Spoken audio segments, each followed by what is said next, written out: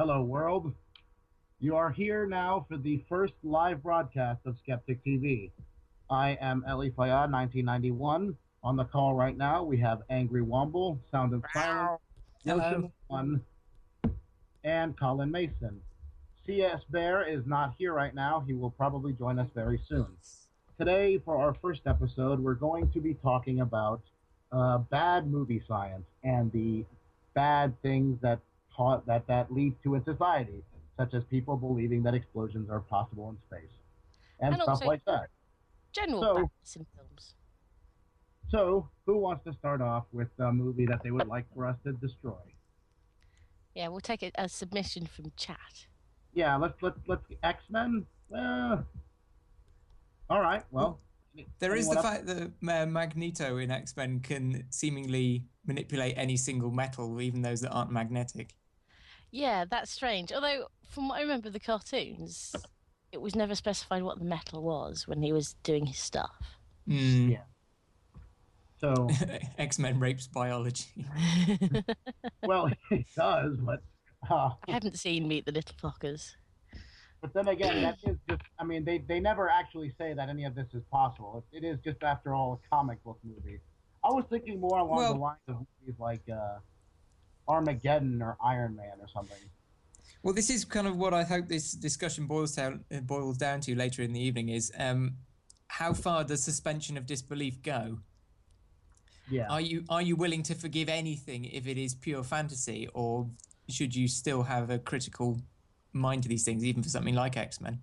Well, one example for me of something where the suspension of disbelief kind of ends for me is, as I've said, the movie Iron Man is probably one of my favorite comic book movies. But the funny thing is that if you've seen the first Iron Man movie, you know there's a scene where he gets shot down by a tank or something like that, and he crashes down into the ground, and he somehow gets up from that. because he's Iron Man, he's armored all around. But in reality, no matter how armored you are, if you come to a sudden halt, terminal velocity. Yeah, and not just terminal the velocity, shaking but inside is thin. yeah, because even no matter how hard the external part of that, there is still gooey person inside there. So once he hit the ground, he would have turned into a egg or something after he gets cracked open. To pick up something from chat, as Gaglamesh731 just said, what about shock absorption? We would assume that he's got some kick-ass shock absorption, but are we talking about in the prototype suit, Lef? Well, no, not in the prototype suit. So he wouldn't have really had much, but you could kind of assume that he's got some magic shock absorption. Oh, you mean the one where he escapes from the cave or whatever? Yeah. Well, he didn't need as much there because he didn't. Oh, yeah, he did because he flew out. His engines went out on him. But yeah, I guess he would have. That's also suspension of disbelief. But also the whole arc reactor thing, I'm pretty sure violates the law of thermodynamics in some way. Possibly. I mean, for me, the big thing on these sorts of films is how much they go into attempting to explain it or not, if that makes sense. The thing I liked about Iron Man is that Jon Favreau, the director, tried to do everything that he could possibly do to try to make the possibility of becoming Iron Man seem possible. You know, he actually went into, if you wanted to make something like this, that's why if you notice on the Iron Man suit, there's flaps and stabilizers and shit on it to make sure that you can actually fly in it. Yeah. Oh, someone brought up Indiana Jones and the Crystal Skull. They didn't just destroy the science, they raped the film series doing that. It had always been supernatural based, and then they made it aliens. The thing that I found the funniest thing was that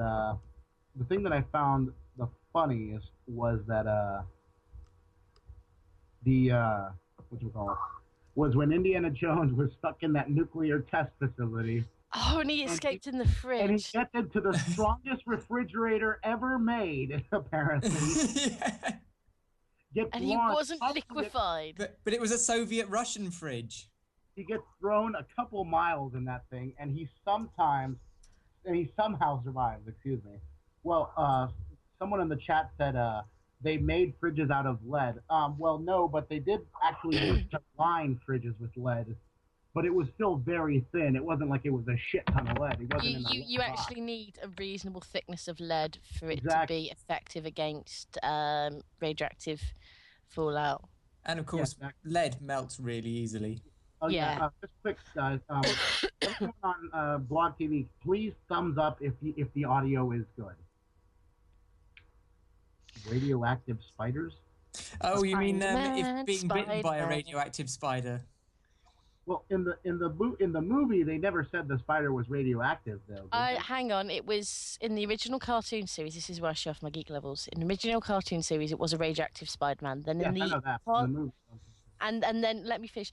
In the intermediate sort of series that they had in the 90s, it was neogenic, and then of course in the most recent incarnation of Spider-Man, it was a genetically engineered one. Yeah. But That's what I meant. It's comic books. yeah, no, I know that, but I'm just saying, like, but in the movie, somebody says the audio died. Can people everyone hear us at the moment? Colin, Can anything? still hear us? Oh, well, somebody says it's fine. Yeah, so I guess it's just. Tilson saying it's fine. Tilson, by the way, is a dirty Dane, and if anyone isn't subbed to him, they should. Okay. csbair has joined us, guys, but unfortunately, he says that the internet in his place went out. So, Yeah. Am I okay? Hey! Oh, right there. Hey, we have a csbair. Hey! Yeah. I am That sitting in the corner of a McDonald's I mean, we've right not now. got. I know we haven't got actually many viewers, but thumbs up if you know us and thumbs down if you don't, because it's just occurred to me that not everyone in here might know who we are. I know, how rude of us. We didn't introduce I ourselves. know, we just completely skipped past that because we Just so went, hello, you eager should know to who we shred the we just went eager to shred the Dodge films. Okay, well, Yoshimo, you can't thumbs up. I'll lead the introductions then. csbair, talk about yourself a little bit, since you are the highest subscriber. You have the highest subscriber number of all of us. I'm a freelance author sitting in a McDonald's eating a spicy McChicken and having a Dr. Pepper while on a laptop that I can't plug in. So, next. He's going to be here for a long time then. This is the Skeptic TV Roadshow now, by the sound of it. Okay, well, Womble, you're next, since you are the sexy voice. Well, the sexy voice according to, or after csbair. Indeed. Yes, I'm Womble or AngryWomble, although confusingly in the 12-hour Skype call with Neff, I kept getting called Moonfire because Neff is just a little bit dense at times. And I am a geologist and I do general sciencey things. She is the British woman. I am I'm the so-called geologist. Yeah, They call Tilson a dirty Dane, so... you are that lady who thinks she is a geologist. Yes, and I need to act like a proper lady. And by that Nephilim free means stockings. And you have to be subservient or some shit. What was the fetish you liked? Well, let's not get into that. Next up is our other British person on the call, SoundOfScilence. Hello, yes, I've got another science debunking channel on YouTube, which is kind of how I got into this, discussing it with Neff. I'm still an amateur geologist, so I'm kind of Womble's sidekick on all things geology, even though I'm not actually qualified in it. And I'm also doing a degree in plant biochemistry. So I'm hoping that I'm going to get my own show in future Skeptic TVs where I can talk about GM. Okay, and next we also have Yoshimo. Who is being quiet as he usually is. I don't think he's actually in the call. I guess he's away from keyboard right now. No, he's posting in the chat. Right. Let's I'm sorry, I accidentally had my mic muted. Okay. Anyways. Now we have Yoshimo. I was about to Hi, tell I'm all sorts of Yoshimo. things about you. Ooh. Ooh. Anyways, Okay, well, I'm anyways. Yoshimo, I'm from Michigan, and, well, I'm so sorry. I just do things. Nothing much You to are me. the thing doer. You're another scientist, though, aren't you? You're Okay, and also on the call, I'm training to be a psychologist. the person who's helping us get through all this together is CollinMaessen. Just say hi, Collin. Thank you so much for helping us with this. Colin is our tech genius. and I don't think you can There goes actually hear Dodd. Colin. I think Colin is working away on the munchkins and mechanics of the interwebs. Hi, Yeah, I'm Colin. to switch headsets. Oh, there he is. Everyone shut up so Collin can say hi. Hello all. Oh, I'm the tech guy doing the show at the moment, recording everything and helping everyone keep the show on the road. I do also have a YouTube channel with my same name. I'll post Sub! it in. Subscribe for great business. He does more videos than me, and I've got over 100 subs. Well, I don't know you what's post a going on trailer with for that. me. I know, but I've like only reached a few people. Yeah, and there's a general science YouTube channel, but I do focus on climate change. And he's a dirty Hollander man. Interesting fact about CollinMaessen is that it's not pronounced CollinMaessen, is it? No. No, everybody gets it wrong, including me. So, just for the record, it's pronounced Maassen. Well, this is America, so it doesn't matter. Yes, so screw you, Europe. I'm blonde. It's perfectly acceptable to ask Colin, if global warming is true, why are there still cold winters? How nice It's like you the ask. why are there still monkeys argument, isn't it? Yeah. Well, anyways. Except I used... So, yeah. We were derailing slightly. Of course, me. I am a huge subscription whore, so if you don't know who I am Ellie1991. I'd appreciate if you commented to me. I am the last of the Mohicans to convert to atheism, so I've finally joined the side of reason. Yay! I'm We gonna had a party and eat babies in your honour. But our unique selling point was that we were going to have a Christian on the panel. And well, fuck you guys! I've got to find another one. He's also known for swearing a lot, so if you're... Yes. Oh, Prince Penises is here as well. Excellent. I think people are slowly... Sorry, Prince Penises. I'm going to get... Lewis is also known for his guns and his beard. Yes, I have a beard, I'm fat, and I have a shotgun, so... He's not a very moderate Christian, if you see what I mean. I'm also not a very moderate liberal, but oh well. Yeah. Anyways, so back to the movie thing, now that we have the introduction out of the way. I think one very, very good source for movie ranking is every single movie that Michael Bay has ever made. Except I like Transformers. Well, yes. Transformers was the first one was okay. However, the second one was so painfully bad plot-wise. It was basically like, oh, look, it's Megan Fox. Look at that ass. And here's some giant robots and explosions to pass the plot along. And, oh, look at Megan Fox again.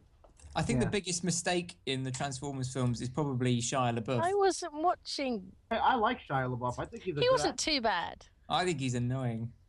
I think he's the only thing carrying that shitty franchise. Well, now that Megan Fox isn't there, I'm not going to go watch. Seriously, there's no point in watching the third one anymore. Fuck you, Michael Bay. But one of the keep it clean. One of the phenomenally bad science Michael Bay movies is Armageddon. That one is just so full of horrible astrophysics. It's painful. Although I did like it when they had the geologist dry humping the nuke. Riding it. That was quite entertaining. But I mean, he did have a valid point in the fact that the magnetic section of the meteorite would potentially draw them, but it was you'd have to have a cause for the magnetism. You can't just automatically have magnetic rocks. So that was a little bit. What about magnetite, Womble? What about magnetite? Is that naturally magnetic? Yeah, well, because it picks up the Earth's magnetic field, doesn't it? Yeah, when it you cools? see. Yeah. It's because it's passed below the Curie point, but in fact, just about all rocks are slightly magnetic. Yeah, they do. Yeah, they'll affect they can affect a compass if the magnetic minerals are aligned. However, in a big space rock. Yeah, I mean, you couldn't, for example, you couldn't stick stuff to your fridge with a piece of basalt. Well, I think the first error in the movie is seen pretty quickly. It happens about during the intro where you see the computer-generated image meteor that killed all the dinosaurs hit the Earth, and you have Charlton Heston narrating about how it hits with the force of 10,000 nuclear weapons. And the funny thing is that is actually a huge understatement. Because of it makes it seem very, very weak for an asteroid. Well, that depends on the size of the nuclear weapons in question, doesn't it? It's not as if they come in one standard size. Well, yes, but even still, 10,000 from calculations, the asteroid that hit or the asteroid attributed to killing the dinosaurs, the Chicxulub crater. Yes, was about 6 miles wide, and when it hit, it probably hit with the force of about 800 million megatons or something. No, not 800 million megatons. Can I just say that 6 miles wide after it flew through the atmosphere, so it would have been a lot bigger in space. Yeah. What happens as the rocks fly through the atmosphere is the outside gets superheated and is ablated off. It's just vaporized, and that just happens continually as the meteorite's stripped and stripped. And it forms a K2 boundary. The K2 boundary? Yeah, K2 boundary. But from the thing that I had read was that it actually hit with the force equivalent of about 800 million nuclear weapons. Nuclear weapons roughly about the size of 100 megatons, which is larger than any nuclear weapon we've ever made. Because I know in terms of volcanic eruptions, they're often compared to sort of known scale nuclear eruptions. So I know the Hiroshima bomb's quite often used in some cases. Oh, well, the Hiroshima bomb is microscopic. If you want I know microscopic, but I'm just thinking back to when I was watching a documentary on Mount St. Helens. I was watching it for fun recently. That's how geeky I am. But yes, they can use that as references. Also, something painfully bad was in the movie they had to dig to a depth of about 800 feet to blow the asteroid in half with one nuclear weapon. Which, if they want to destroy it, they need to get to the core of the asteroid. Wasn't it like they calculated it supposedly, like they knew where all the faults were, despite not having been? I can't remember. Well, not just that, but it was 800 feet. But if you dug 800 feet, that would, and in the movie they said that the asteroid was the size of Texas. to scale it down, if you were if the asteroid was the size of a basketball, 800 feet is about less than 1 millimeter deep. And somehow that is going to split the rock apart in half with one single nuclear weapon. Well, as we see, though, it didn't actually. Where the idea was to split it into thousands of pieces, and it didn't work. See, how would you rate Deep Impact then, Lafayette? Because I've got both. No, and I've got Deep Impact, but I have seen Armageddon. How would you rate Deep Impact? Deep Impact was a much better movie. The science was still kind of bad, but it was also a lot better than the science in Armageddon. Yeah, well, you've got to give them some level of suspension of disbelief. Oh yes, I know. But the thing is that Deep Impact did a much better job. I am a huge movie nerd, so I've actually researched this shit before. I really like the thing that they did in Deep Impact, where they had a low orbit launch of the ship, because a ship that big would be really hard to launch from the surface. So that was a very good job by the movie people there. I also liked in Deep Impact the relative not slowness, but the fact that it seemed to be more case of the astronomers picked it out deep in space. Yes, the Armageddon scenario, it's possible that you find it last minute, but then that's a case of stick your head between your legs and kiss your backside goodbye. But yeah, in the Deep Impact one, they had time to try and sort something out. And so they were able to do something that would be more realistic. Yes. Oh, and guys, I just for the record, I found the numbers behind the asteroid that hit the Earth that killed off the dinosaurs. It actually hit with 80 million megatons of energy, and that's only if the meteor was going at the slowest possible speed that a meteor is known to travel. So it probably hit with a lot more. I'm going to slap you, Dutch Liam. What was that? Womble the posh bird. Oh, yeah, that's just chicks. No, it's Dutch Liam. He said, by the way, can we get a thumbs up for Womble's sexy voice? Can we get a thumbs up for me plastering Dutch Liam into the middle of next millennium? At some point. Sure. Trust the Dutch to stick together on this one. Oh no, Tilson's Danish. He's a Viking. Oh, that's true. He's a dirty Dane, not a... Yeah. Although Colin's a Dane as well, isn't he? I have no idea. Another. You know what's another a big case of very bad science is monster movies, and particular giant monster movies such as Godzilla. Godzilla. Godzilla as well as what's that? The new a Cloverfield. I haven't seen Cloverfield, but yeah, it's supposed to be something that's evolved to live at depth and then gets mutated by toxic waste, and that Well, they is never just- really- Yes, I was going to mention that. Thank you, Tills. And I want to talk about, I think it's called Mega Shark versus Giant Octopus. Is that Which the we'll have to come on to in a minute, which is just laughable. The giant shark eats the Golden Gate Bridge. What the fuck? Yeah. Womble, in Cloverfield, they never explained what the monster actually was. Fair enough.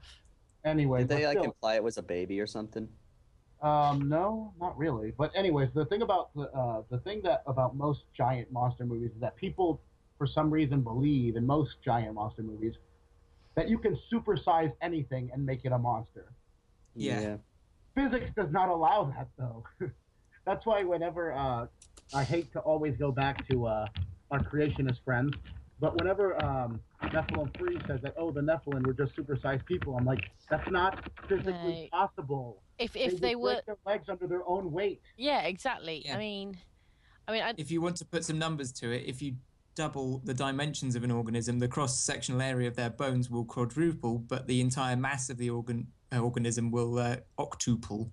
So you've actually got twice as much weight for the same area of bone. So yeah, essentially their bones will break after a certain size.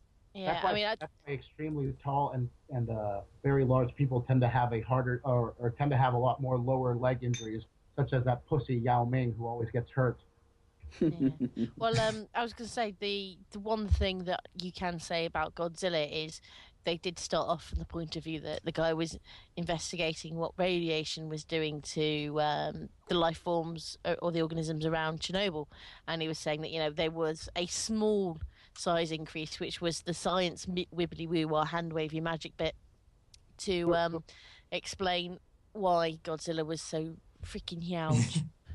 So we did decide that they're making. So we're going to talk about the American Godzilla, not the shitty Japanese slowing Godzilla. We could talk about Godzilla and Gonzuki because I like that cartoon. Japanese Godzilla's better. I personally love. I don't know why people shit so much on the American Godzilla movie. I personally fucking loved it. It was a good romp. They didn't actually try and make it too much of a big thing over the bad science. It's a case of here's some science, slightly exaggerated. We're going to have a storyline for this monster invading New York. I don't mind that sort of film where they don't get too into the science behind it, and so you can nod the fact yeah, they've tried to explain it, but that's about all they've gone, and we can now turn our brains off and have a bit of a romp. Well, the Japanese Godzilla was about nuclear fallout and nuclear war, and Godzilla was symbolic of the nukes. Oh, really? Yeah. Of all the people in the world who should make movies about getting nuked on, it should be the Japanese. That is a tad insensitive, isn't it? Possibly. Well, that's the reason why he did it. It was his adaptation of the 2 nuclear bombs going off, and it was meant to show the destruction and how it can destroy lives and stuff like that. But it did so well that they hoarded it out into a giant series and turned it into a giant monster movie, and it's awesome. Well, the one science fiction movie that I think tried to stay the most credible was 2001: A Space Odyssey. I like that. I haven't seen it for a while, but I like that. I read the books as well. For example, whenever all the scenes that are in outer space, it's completely quiet because there's no sound in a vacuum. They do move in slow motion. Yeah, the only thing that I would say is they do whore out the slow motion movement. But it's not too bad. I mean, they had, in terms of moving the spacecraft, they had a limitation on the technology at the time. Yeah, it was made. When was that movie made? Like in the 70s or some shit? Yeah. I mean, I would, if anyone's like those films, I really would recommend reading the books. And I don't mean just the book, 2001, 2011, or was it 2010 or whatever? It's funny that people actually thought that back in the 30s, they thought that in 2001 we would be doing shit like this. In that movie, like, oh, we were completely wrong. 1961, but I would really suggest reading the books, not just the 2 that were made into films, but all 4. The 4th one, particularly when it got to obviously 2001, and we were at the point in time of the first book, and Arthur C. Clarke before before he died, decided to extend it. So it's 3001, and it is a good read. Wow. Actually, apparently, 2001: A Space Odyssey was made in 1961. That was the book. Oh, never There is mind. this thing called books. They're made of paper. You turn the pages. It's a bit like This isn't leveling about up. books, Womble. Did you not read the script before the show? It's This is about movies. Books are so barbaric. You know, every time someone complains to me that, oh, the book, whenever there's a book that's turned into a movie, whenever someone complains to me that, oh, the book was so much better, I tell them, you know what I liked about the movie? No reading. See, I think it swings and roundabouts because some films or some books, when they're converted into film, it gives you that visual dimension. It's like with Lord of the Rings. They went and used a lot of New Zealand, lots of different things, and they could give you a real scope and dynamic about what was going on. And because Jackson was a fan and he involved lots of fans in making the film, he was true to the story, even though he obviously made some changes to it.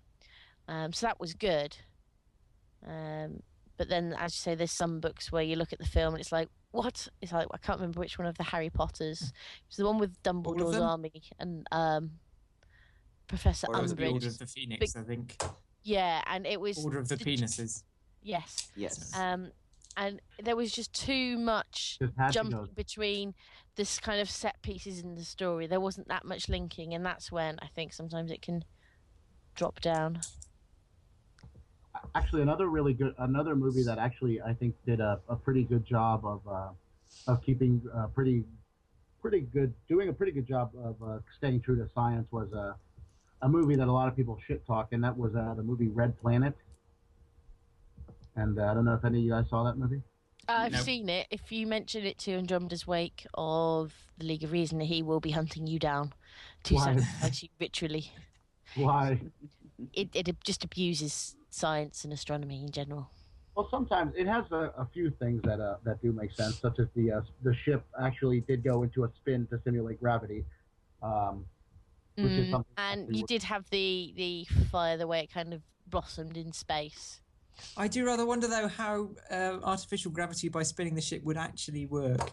Because I think you need to spin it. Yeah, but you need to spin it pretty fast in order to actually get usable Earth-like gravity. Yeah. And what happens if you want to go to the middle of the ship? Well, it is. Right out on the edges. It's pretty fast if it's a small ship. If it's a large ship, it can go a lot slower. Mm-hmm. But the point is, everything's going to move to the outside. Stuff's going to move up as well as down. That's what ladders are for. I would say I want to bring it back quickly to Mega Shark versus Giant Octopus. Yes, let's do that. I've not actually seen this film, but I've seen the trailer, which is more than enough I'll ever need to see. From what I can gather, this giant shark and giant octopus were frozen in mid-combat at the beginning of the Ice Age. I mean, you've got to be fairly involved in the fighting to not notice that you're being encased in ice. And not to mention the fact that you have ice damage to the cells and living organisms. Yeah, and so, but anyway, after they defrost, they carry on fighting, causing a lot of kerfuffle, shall we say, for humans. And they say there was one scene where the shark tries to eat the Golden Gate Bridge, because it is a big shark, and another one where the shark jumps out of the ocean and grabs a 747 type commercial airliner in mid-flight. That was a great scene. And pulls it down. Everything's acting all normal, then the guy looks out the window and, oh my god, shark! It's out of nowhere. You never see it coming. Oh, this sounds like a film I must not watch. Probably one of the funniest. See, again, as I say, how can you honestly justify that as fantasy? Because that is just ridiculous by anybody's standards. It is completely a dramatic one. One of the another very common bad science thing in a lot of movies is whenever they have a spaceship, especially like in some kind of space fight scene, they always have like the ships moving like fighter jets, as if they could actually move that way in space in a vacuum. You need air in order to. The banking. Yeah, the banking. I mean, I did actually. If anyone here's watched the new Battlestar Galactica, I mean, not that I'm an expert on how planes and spaceships would move in combat, they do seem to do a pretty good job of maneuvering around. You can see them using the maneuvering jets to flip things around and stuff. Yeah, but in Star Wars and shit like that, you never see that. No, you don't.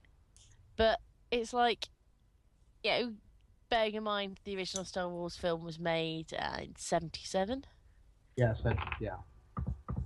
Ability to destroy a platform next to the power of... Yes, thank you, Lewis. You're welcome.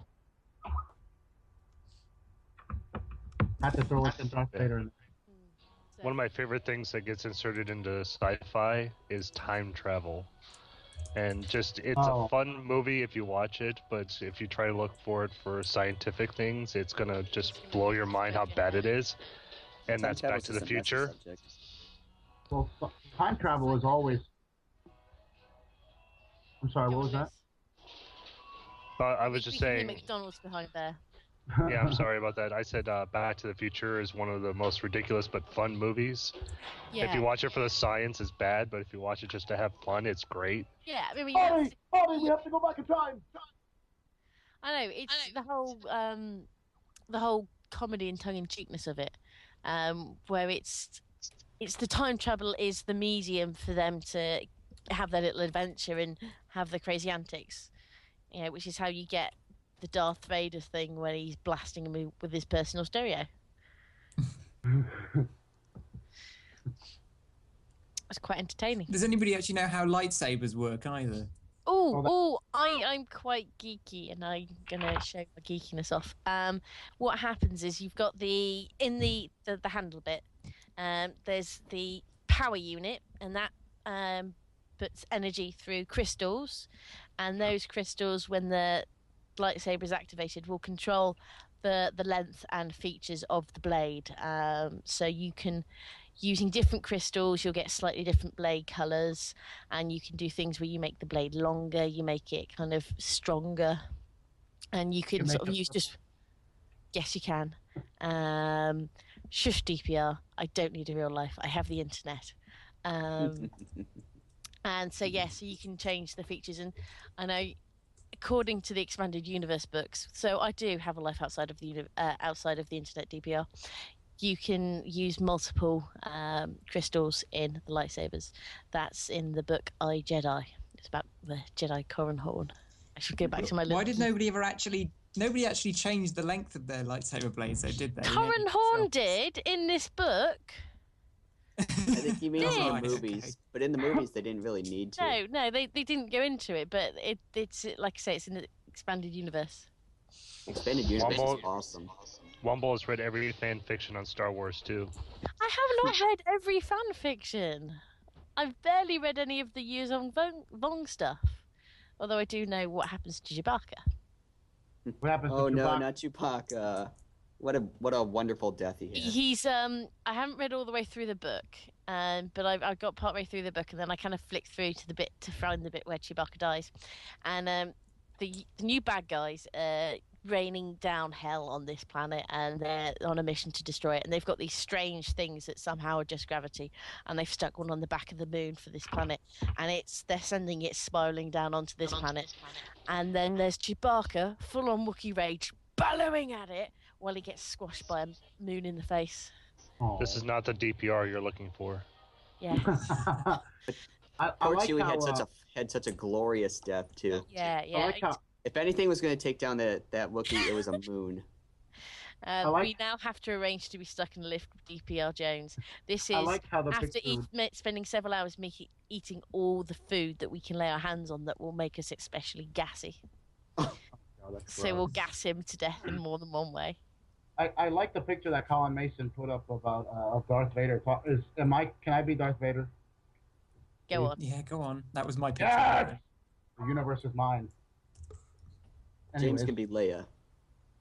Oh God. I've got another one actually. I'm not sure whether or not it's clean enough to put on Blog TV. Yeah, Colin, if you're watching that, see if that one's safe to put up. Oh, Jesus Christ. Go for it, please. That's funny. That's Do one of the... not. There is no try. Oh, right. I'll put the link in chat instead. That's one of the collectible trading cards from the Star Wars franchise, which I think nobody noticed that mistake until it was too late. That's wonderful. I've actually got a complete set of the Star Wars Tazos. It was a thing that they brought out in the UK when the second trilogy was released, and I made sure I could collect each and every one of them.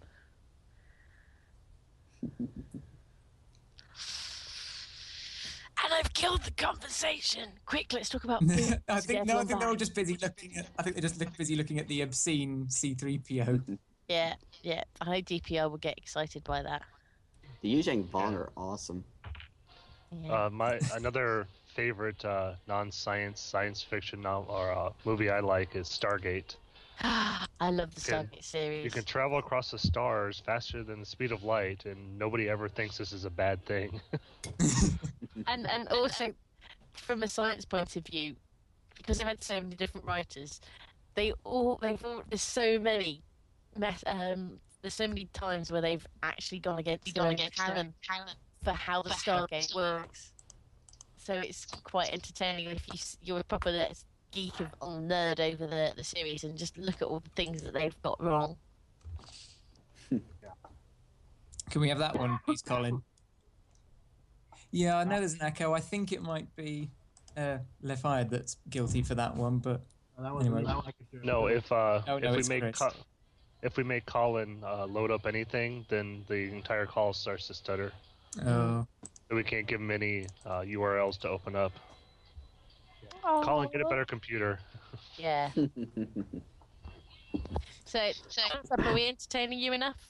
Or do we need to start talking some more hardcore science? Yeah, another anti-science person is DPR Jones. I can't stand that man. Oh yeah, he's horrid. He can't act like a proper lady either. Fuck him and his British accent. Who does he think he is? He thinks he's better than us just because he speaks with a He's British an engineer, and just because he's avoided arrest so far. No engineer can be a scientist. We all know this. Most creationists are engineers. Tilson's just had a question in chat. He's asked what the volcano film with Pierce Brosnan is. That's Dante's Peak, which is an interesting film. I like especially like how they try to drive the truck, or they do in the film, drive the truck over the lava flow. Bearing in mind, you're looking at temperatures 3,000 to 4,000 degrees. to 1,000 degrees. This is in Celsius. I don't know how you would translate that into dirty Yank speak. But that's the Fahrenheit. Fahrenheit. Yeah. You're right, Bear. Hot as fuck. Yeah. And it just melts and burns the tyres. What about roasting the people in the truck? Because, they're in a metal vehicle. Metal isn't well known for its heat conducting properties, and they don't roast alive. I don't know if you've seen those new Toyota commercials, but apparently those Tundras can take a lot of shit. Well, even if they were just standing that close to the lava, they would get roasted. Oh, God, yeah. Since we're talking about... Oh, go ahead. I say that's why real volcanologists, if they're going to go play with the lava, they put They put on one of those special. They're going to play with their labia. They put on those. I don't know if anyone's seen the pictures of volcanologists running around, scampering around near an erupting volcano, and they're in those giant tinfoil suits. That's to reflect the heat. I want to see if I can find a picture of one. That's also just like in Star Wars Episode 3 when Obi-Wan and Anakin are fighting over the lava thing and those little platforms. I'm like, they are 3 feet from lava. They would be burned alive. Oh, you see, that's you can just assume that the Force is protecting them or something. Yeah, the Force or the little droid things that they're floating around on are extending their force fields to protect them, because those droid things have their own little artificial intelligence. But yeah, and then as Anakin kind of slumps to within a couple of inches of the lava, that's when his clothing suddenly bursts into flame. Hey, Womble? Yes? Which would you prefer to be forced to watch, Dante's Peak or 2012? Oh, I'm sorry, we fell out of reality there. You only say Dante's Peak, but I couldn't remember what the other options were. 2012. Sorry, we had this reality schism again. You're not going to get out of this. 2012 with John Cusack. If you want me to watch that film, I will happily do so. But Ned, you have to let me borrow your gun, and Chris, you're going to have to bend over. Shove the shotgun up his ass. And then pull the trigger. Exactly, like in Crank 2. I mean, honestly, mutated neutrinos. They want you to think that neutrinos can be mutated the way DNA can. But as we learned yesterday, DNA isn't made of bases, is it? So that overturns everything I've ever known about biology. Should we take a moment out to explain this, because it might be funny for the benefit of our audience? Yeah, we'll side trip to some of our antics with some of our friendly science deniers. I suspect that most of you know why we're here as a group, because we famously got into the 12-hour Skype call with Nephilim 3. The gangbang call. The gangbang call. And it's rather started something monstrous, whereby now Neff seems to be taking all comers on Skype for debates, and also now his little... what do we call him? Psychic is perhaps too polite. Yes, bitch, Micah. His prison bitch. It's his lap boy. Don't forget Multi Archangel, who can't figure out what his inside voice is. He tried to call me during this when I was talking with Neff the other night. Why did you add these people onto your Skype? I didn't. He just added me, and I was like, okay, who's this? And he starts calling me. And then he starts begging me to be let in with the call with Neff. And I'm like, no. I told Multi Archangel to, I was in a call with him once, and Multi Archangel was talking, and by talking, I mean he was screaming. I'm like, please stop yelling. He's like, I'm not yelling! He might have some hearing problems if he doesn't realise he's yelling. Maybe he has Tourette's or something. I don't know. Does Tourette's make you Tourette's is randomly shouting out stuff or twitching. Yeah, it's not like loud. Okay. Well, I don't know exactly what Tourette's is, but anyway, the Dutch Liam 84, our very own Dutch Liam 84, got into a conversation with Micah yesterday. Do you mind us talking about this, Dutch, or were you thinking of making should we let him talk about it?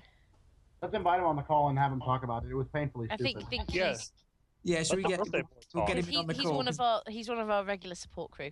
Everyone sing happy birthday when he gets on the call. Oh, yeah. All in different key. Hold. God damn it, pick up the phone. He's not. Oh, he's saying you can't join. That's just... Happy birthday to you. You belong in us too. Look like a monkey. And smell like one too. And you evolved from one too. Oh, why can't he join? Anyway, he just doesn't want us to sing to him. We'll tell the story without him. See if I can find the transcript. Well, Chris actually made a video of the transcript, didn't he? Oh no, that was the Nephilim 3 and the Yoshimo one debate thing, if you can call it that. Yeah, Bears just said in chat that it's Yoshimo. Dutch Liam's on the phone at the moment, but we might be able to get him in a minute. But he's on the phone too much. Yeah, well, it's his birthday. Okay, well, anyway, so Dutch Liam was talking to Micah yesterday, and Micah was trying to argue against evolution in the most stupidest, dumbest, fucking retarded way I have ever heard anyone try to argue anything. He did not know the most fundamental basics of biology. He did not know what DNA was made of. He thought that DNA was made of proteins and amino acids. Anyone here that knows anything about biology will cringe when they hear that right now.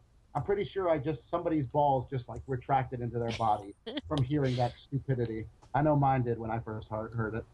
Yeah, I mean, I have friends that work within the teaching profession, and I know they've commented, because one of them's a science teacher, that, just talking about what point they learn different things in science, and 15-year-olds know that DNA is made of bases. Yeah, the nucleotide base. I'll read some of the transcript out. He said that the individual, the ACGT were amino acids. I'll read the exact transcript as it appears before here. you do, James, can you make sure that you do Micah's voice in your Micah voice impression? I'll do my Dutch Liam impression as well. I'm not doing my Dutch accent, that'd be awful.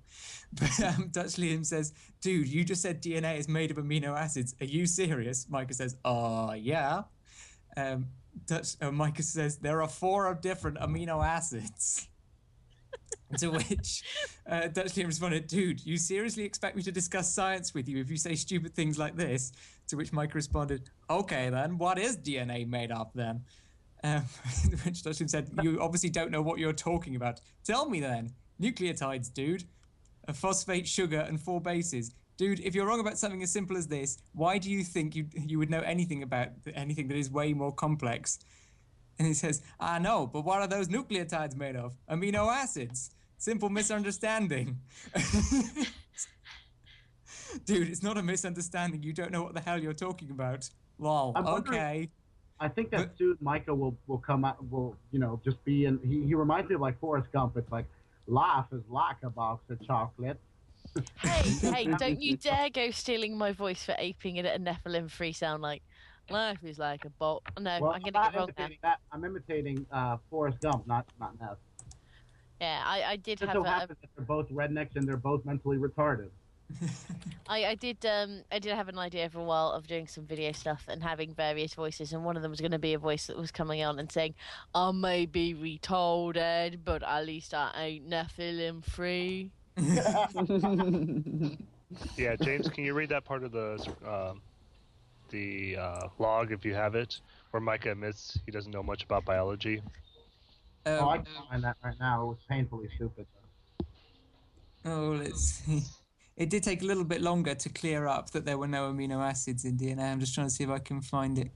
It's near the end where he goes, yeah, I don't know much about biology, but he starts the entire conversation. He says that doesn't change the fact. Yeah, he says at the beginning he can change Dutch Liam's mind about evolution. At the end he goes, yeah, I don't know much about biology. It's a complete failure. That's like a geologist and asking them what the geological column is made of. Yeah. By the way, Womble. I found it. It says Micah 1116. Whether I know something or not does not change the facts. And then Dutch Liam says, then please stop talking about it, but you are wrong on most parts. He also says, Micah said, I'm sure if we talked about some basic things as geology, you would have the same problem I do with biology. There are some things I've done a lot more research in and not so much in others. Well, according to Dutch Liam, in his conversation with Yoshimo, with Micah, I'm offended. I'm so sorry. Micah said that he was going to, that he was studying dental something. He was studying to be a dentist. I'm like, how in the fuck does that qualify you to be a biologist or have any comment on it when you're obviously fucking retarded? And Dutch Liam asked me to search through League of Reason to find where Micah had said that just changing the outside structure of a cell is morphological change. And during the conversation, Micah said, I've never said that. So within 5 minutes, I found his exact quote on League of Reason where he says exactly that. So he's a sack of failure. Another failure from that League of Reason forum was where he said that evolutionists claim that man evolved from an amoeba. From a what? I missed that. An amoeba. No. Oh, we've got a bit sidetracked, haven't we? I don't know whether We have. Well, let's get back on but topic. We've had quite a fun couple of days. Sorry. They aren't even in the same class as us, are they? Hang on. So Micah said that humans. Bear, what are you going to ask me? Am I going to want to hunt you spleen via your Jap's eye? I was going to say that the people who believe in evolution believe that we evolved from amoebas. Yeah. Hey, Womble? Yes, Bear. Exactly how big of a flood do you need to have sedimentary rock? You don't necessarily need any flood. What is the geological column made of? rocks. Lots and lots of rocks. She's had to deal with so many of these questions, but yeah, let's get back to movies if we can. Oh, I was having fun. I think given that we've got a certain person listening in, I don't know whether or not they're still listening in. We could devote some more time back to Red Planet. Oh, geez. No. Whether or not they're listening, no. Don't do it. Well, something that If you go to Red Planet, I'm going to 2012. Come on, I can take it. I'm hardcore. They have you sinkholes that disappear into nothing. It's because the the ground mutated just disappears. neutrinos ate them. And it does it slowly. I mean, sinkholes just sink quickly, and they go in a radial direction. Sinkholes in Los Angeles go in a line that follow the plane that they're trying to fly out of. Yeah, I know. So bad. I know. And they did that thing 3 times. What gets me is the whole nuclear explosion style blowing of Yellowstone. Okay, yes, granted, an eruption column will look. When it first forms, it can look very much like a mushroom cloud, but having kind of rivers of basaltic magma coming out of Yellowstone volcanic complex, that is just completely fucked up. Massively. It's the wrong sort of volcanism by miles. And then all the tectonic plates moving pretty much as one. No! Not gonna happen. Ever! In the movie to kill puppies. has anyone seen the movie The Core? I own that. I've yet I've had heard to of have it. the misfortune to see this. Isn't that the one where the Earth's I've core seen stops enough. spinning? Yeah, the Yeah. Earth's outer core stops spinning, so it stops creating the electromagnetic field. And apparently, for some reason, this turns the Earth into a fucking microwave. Mm-hmm. The thing is that we It's because would it's not blocking. It's not blocking the radiation from Yeah, the it's sun. not blocking That's solar Yeah. radiation. actually, But Even no, though- but that doesn't. But it doesn't work that way. It doesn't work that way. Microwaves are not. Microwaves are electromagnetic radiation. I mean, excuse me. If we lost the electromagnetic field, it would not turn the Magnetic planet field. into. Yes, the magnetic field. We would not. The Earth would not turn into a microwave. Microwaves are not affected by magnetic field, and the microwaves from space are way too weak to affect us here on the ground. Yeah, there was he's on we my would get subs. burned I don't know what alive his by other YouTube forms of name is. radiation. Not if we lost the Please, magnetic. hang on. I watched a YouTube video by a physicist guy on YouTube, and he answers questions. And one of the ones he dealt with was if in a scenario like the one they pose in the core, how buggered would we be? And it turns out not as much as they're kind of suggesting in the film. You've got to give them that they're going to amp it up to make it look like the world will end if they don't go down to the core, defy all known laws of gravity, and then come back. Because the atmosphere will do a reasonable job of protecting us. It'll, more stuff will get in through at the surface, but it will still absorb a fair amount of it. Another really bad thing in that movie was when they're drilling down into the core of the Earth, they crash into some like giant crystal thing. Oh, the geode. Yes, but the funny thing is that so that they can get out, they all get out of the ship. But wait, no. And they're not crushed to death by the pressure. Exactly. At that All depth, the heat.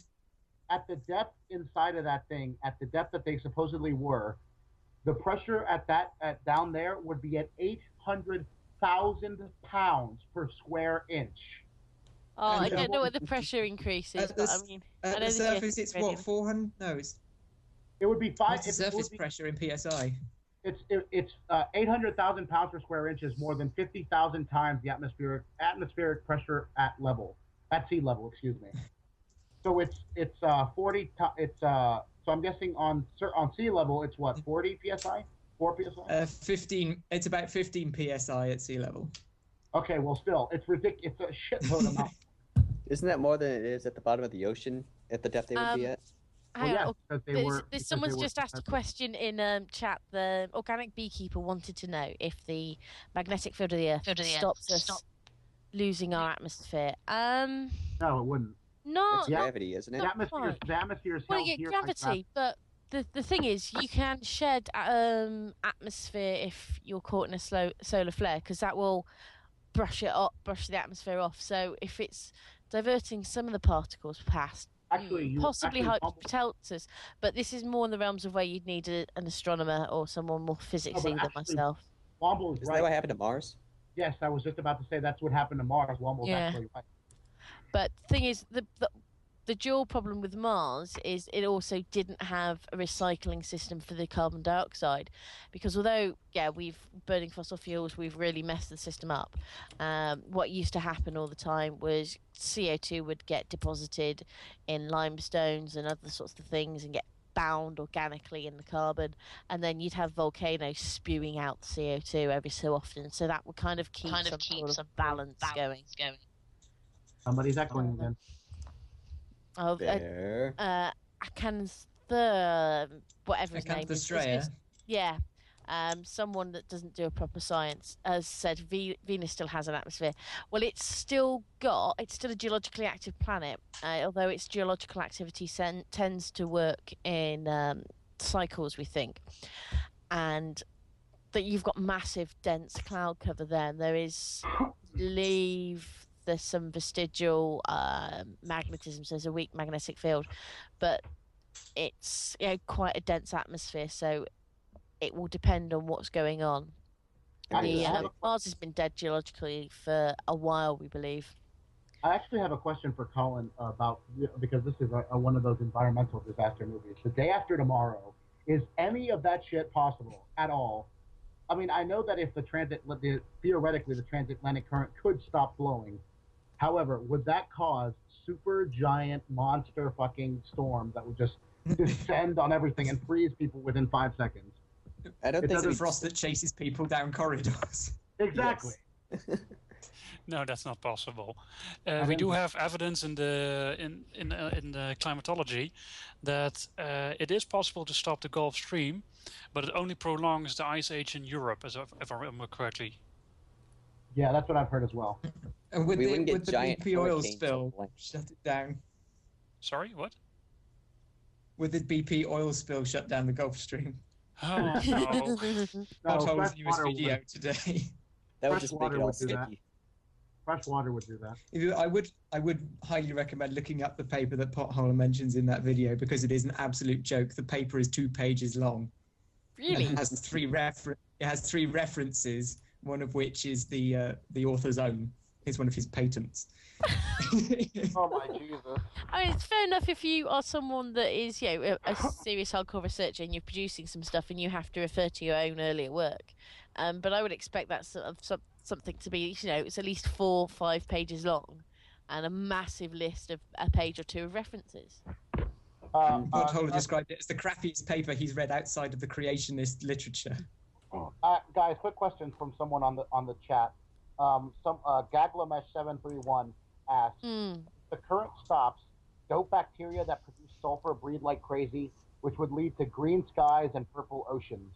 I'm not sure about how the colouring would affect, but I know I have watched there's a brilliant BBC documentary series called Earth, the Power of the Planet, narrated by a volcanologist. And he, on one of the episodes, he's talking about the oceans, and he's saying how in geological history, one of the global extinction events was down to the ocean current system shutting down and have massive stagnation of the oceans. You had at the bottom massive build-ups of sulfur, and essentially you had the oceans farting into the atmosphere. And that sulfur gas did start to kill the land creatures. The oceans died, or most of the life on the oceans died first, and then the land creatures died sometime after that because the oceans were farting on them. Yay! Have you ever thought about writing textbooks, Womble? Actually, I think we could do the SkepticTV comedy textbook. Well, that was our plan originally. It was to maybe. What was your idea, Womble and Silence? I've got the aforementioned offending item in my hands at the moment. I've just pulled it out, but one of the reasons why we had this week as opposed to last week as our first show is we had we needed to do a tech test, and another one was because myself and Sound, where he went along as my sound sidekick, had the opportunity to go listen to a I think DPR wonderful the sidekick because you're the woman. talk by someone I actually genuinely would say is claiming to be a geologist, because from what I understand their degree is in environmental science. Yes, I was also on the Magic Sandwich show, but that was a different day. But yes, so he claims that his degree is in environmental science, but he claims his degree is in biology and geology, as if he's done as during told us. So he is someone claiming to be a geologist, and he's abusing various other bits. And we sat through this lovely 45-minute talk, presentation in inverted commas, on how a certain sandstone was deposited in a flood environment as opposed And to not a desert as everybody thinks. I mean, I will admit, to anyone that didn't have the background and wasn't clued onto it, it would have sounded very convincing. But knowing that he's got an agenda, this chap, I'm not going to say his name, and knowing that his ministry is of the ilk that if it disagrees with scripture, then we ignore it. He released a book, and me and Sound kind of looked at each other, and being the organised chaps that we were, we managed to just about scrape together the cash to buy it. And we're going to embark upon a project, so we might need various other people's help, but we'll be looking around and contacting people as we need them, because it's going to take us some time to do this. We're going to annotate in the margins and produce supplementary notes for this book so that we can make sure at least somewhere in existence there is a corrected version of this text. It's called The New Creationism, and it backs hydroplate theory. I even overheard the guy trying to say that the glaciation is supported by the global flood because the flood waters were warm because of that contact with that rapidly expanding ocean floor that gave it lots more heat, and then when that water cooled down, it froze, and you have one ice advance front. I mean, never mind the fact that we actually have evidence on the ground that shows us we've got multiple ice fronts. I mean, that clearly doesn't exist. Yes, the growing Earth theory. I do like that. I do like that picture before we move on that Colin's just put up of the ark, which is supposedly dodging thunderstorms and tornadoes. Anyway, yes, the growing Earth theory. It's not really on our agenda for today, but I have a quick question though. The short answer is it's crap. What is that growing Earth theory? No, I've just dealt with creationism and 2012. I have one quick question though. In the picture that Colin put up, yes, is that what the ark is actually supposed to look like? What picture is this? I'm being completely lost. Someone give me a link. Well, we don't know. I mean, nobody has evidence of what the ark was supposed to look like because nobody really knows what gopher wood really looks like. That picture, Womble. Look at Blog TV. Back on that TV. It looks like, somebody said, I thought tornadoes only formed over land. Tornadoes can form over water, but they're called something else. They're called water sprouts. Or spouts, excuse me. I see no picture. I think you need to refresh, Womble. What? It's on Blog TV. Refresh on Blog TV. I don't need to refresh. My scroll. Oh, the picture. Ah. Derp! It froze. There's only one. Oh yeah, Jesus. That thing does not look very float. It doesn't look like it can float too well. It just looks like someone threw a stick in the water. It looks like after I take a shit. I knew someone was going there eventually. I told you. I know. As someone in chat was just saying, Rabbit Pirate, he's the person that got me onto this particular creationist. The fact that he, particularly since he's got some academic qualifications, and he touts the fact that he's a fellow of the Geological Society of London, like some pimp. And he just sounds so convincing and sane when it's just not supported by science. It's not in the rocks. The rocks clearly show us it was a desert. I feel like I get the urge going into his head and getting a rock and saying, putting his face, look, this is a rock. We do what these tell. We say what these tell us, not what your book does. But we've gone massively past films, and we're ranting. Yes, we have.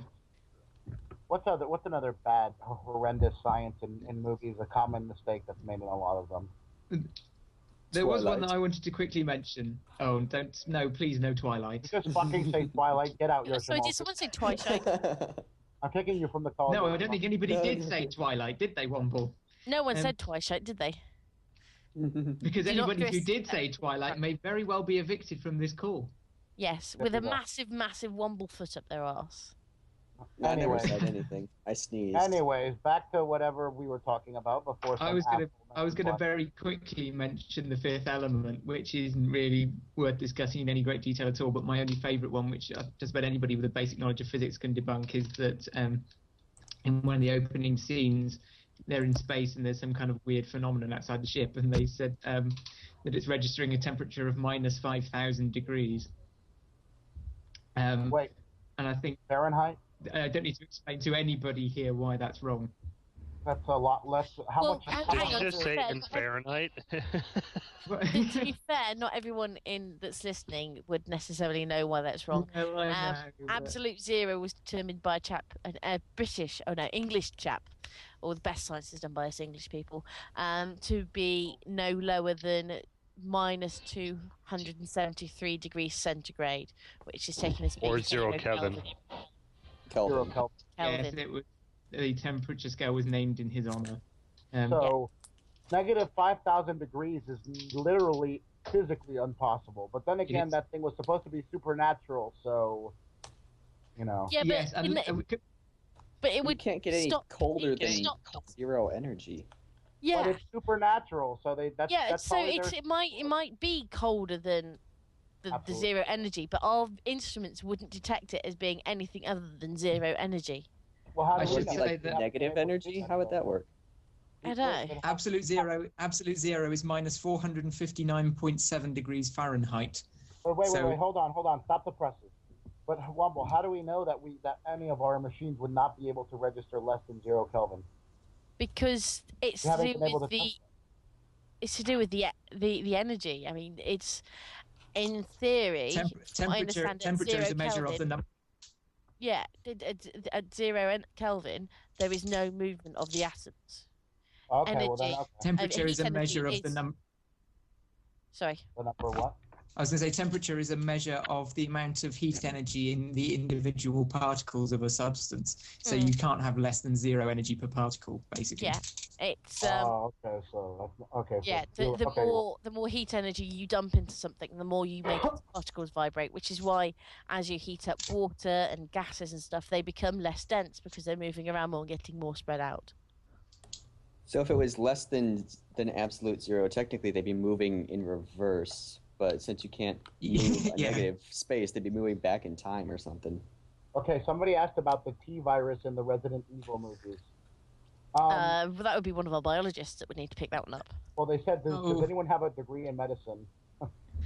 Well, I can talk about the T virus. The T virus, what it was made was to rapidly regenerate cells so that you could like get injured and it would just heal right up and it would help people stay young and stuff like that. But then it ended up proving fatal, but it would keep the body alive through some crazy magic pseudoscience, and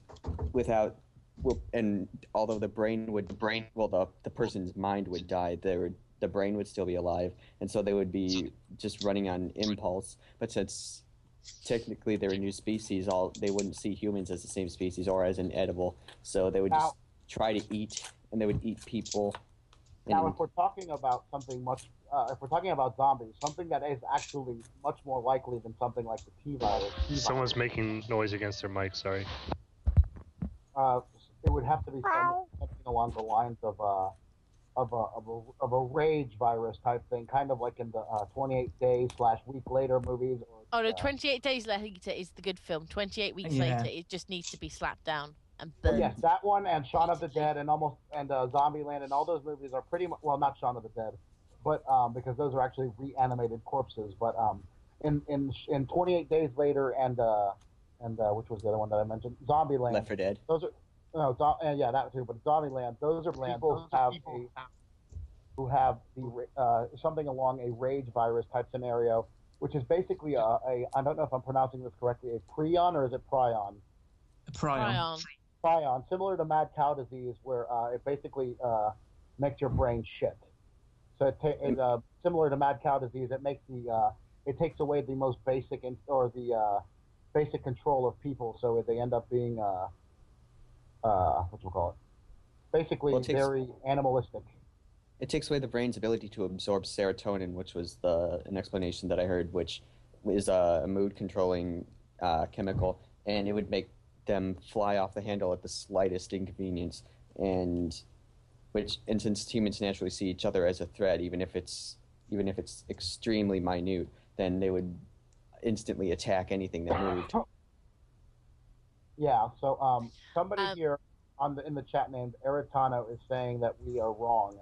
So I'm waiting for him to tell us how I'm wrong about the rage. It might be wrong in our views of the film, but I don't know. He knows a bit more about biology than me, considering he's apparently got 2 degrees in the damn subject. I could be wrong. Yeah, I know. This is just stuff I've read online and stuff. Yeah. I know about plant viruses, if that's any good. The closest Not we have quite as exciting. virus. Oh, Rhabdiviridae. Rabies. Rabies. Rabies virus. Oh, that's just made me think of quarantine. But what about rage virus, though? What about the rage virus is similar to mad cow disease, if I'm not mistaken. Stop meowing, Womble. There's another one. One of my favourite zombie films, actually. I'll post a link for Colin to put up, but it is quite a graphic picture. I think it's quite scary, so we might not want to put it on the blog TV. But it's Lucio Fulci's Zombie. But what I like about that is that these are really properly rotted zombies. There's virtually nothing left of them. What I like is that they're not well rotted enough to be the dead bodies of conquistadors, which is what they're supposed to be, but they're also far too rotted to actually be able to move around. Yeah, that's in a real zombie thing. You just gotta find somewhere to hide out, because if they really actually were rising up, you got to bear in mind that they don't have a way of taking energy to their cells. Their cardiovascular system is not functioning if they're classic zombies, as opposed to a virus zombie. So don't like those get out of the way zombies. too much. That for me is a proper zombie. They should be properly rotting. Yeah, but they wouldn't be able to chase you.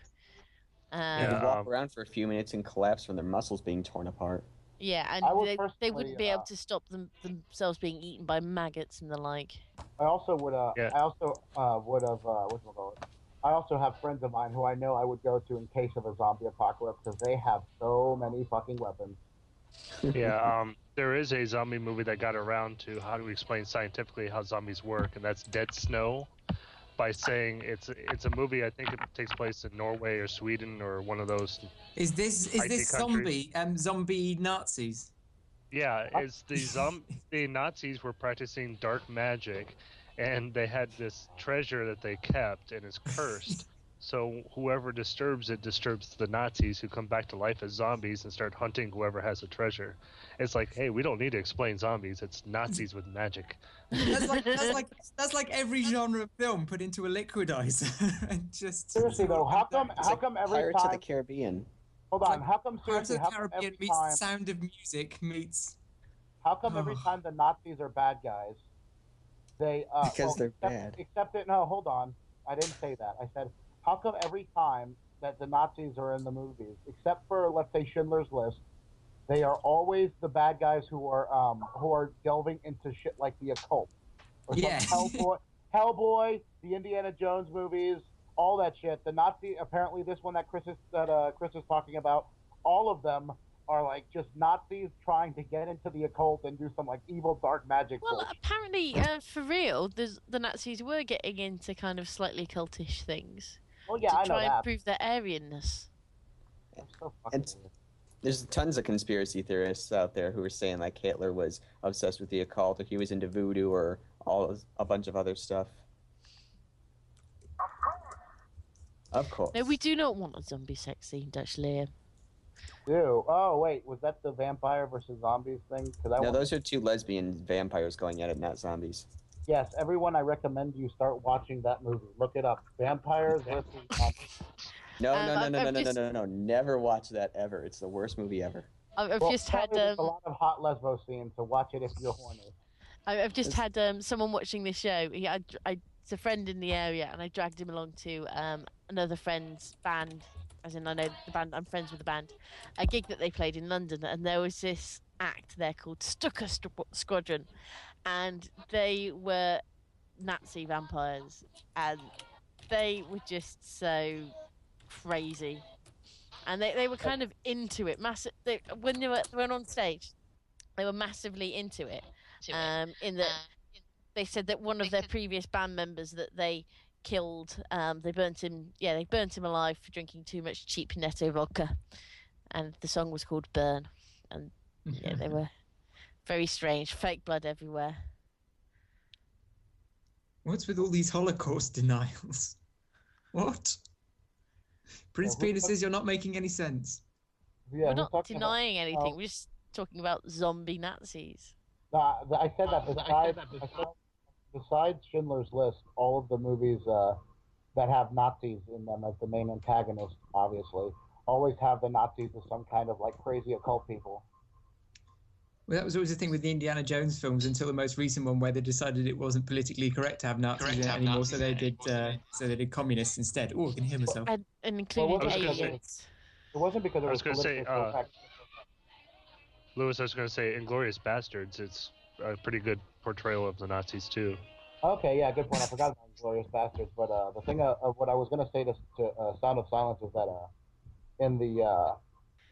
Fuck, I completely forgot my point. Never mind. I was going to say, csbair, where are you? You sound like you're at a party or something. I can hear casual saxophone music in the background. I am in the corner of McDonald's with the music playing over the speakers. So I apologize. But I was thinking there's another movie franchise with the worst science, but you don't think of it as a science fiction film, and that's the Mission Impossible movie series. Oh, no. A horrible science in that one. Even the computer science is terrible. Like exploding chewing gum. Yeah, and just the, we can sneak in through a highly secure area through the ducts. Flying a helicopter down But if we start talking about that, we're going to have to start shredding the Bond films. Yes. Well, they deserve to be shredded. I mean, the newer Bonds were better, but I mean, the Sean Connery and just... We've had a suggestion of Independence Day from Rabbit Pirate. Oh, yeah, I was about to mention that. We're just going to forget about that film. Independence Day is a very, very, very, very... it's a movie that if you don't have... that movie will definitely test your willing suspension of disbelief. Because, the guy just opens up his computer and he's like, oh, aliens have computers? Well, here, let me type a couple of letters on the keyboard, and oh, look at that, I've hacked into their computers and I know all their plans. Well, not just that, but let's see, one cable repair guy apparently knows or knows that the aliens are using our satellites against us. So you're seriously telling me that the U.S. military cannot, or that one cable guy was able to detect this when the military couldn't? Well, you forget the fact as well that for the plot mechanics, they pointed out that he was like this super egghead from MIT that decided to work as a cable TV guy as opposed to actually working in some massive research, government, military kind of place. Okay, good point. That is true. But another thing is that a virus from a computer uploaded to the mothership as if it was able to compute how do you make a virus for a computer system that you don't know what it is? Another thing I love is we're going to upload a virus, because apparently the aliens from Independence Day use Windows Vista. I'm guessing. Yeah. Or just upload a Mac operating system and watch them have massive fail. Yeah. Like, oh fuck. They go, I don't even recognize that file format. Do you want to download blah blah blah to open this? See, yes. That was it. Because it was an alien computer. When the Bill Gates Windows stuff came on, and it had all these things of, you do not have this file. It couldn't connect to the internet properly because they'd stolen all the satellites, and that's why their system failed. Goddamn Max. and that's another thing about these things, that people on computers in films, they never think to just turn it off and on again. Yeah. I mean, okay, you might have a bit of trouble if you did that with all the banking computers, say, and all the money gets wiped by accident, but it might work. But hey, I've got a printout of my statement. Joshimo, Joshimo, good news. Someone just said that this is better than watching The Nostalgia Critic. Yeah, I saw it. Hey. Who? The Nostalgia Critic. He's this guy on the internet. I'll send you a link later, Womble. Hey. He does silly voices and expressions, basically. Oh no!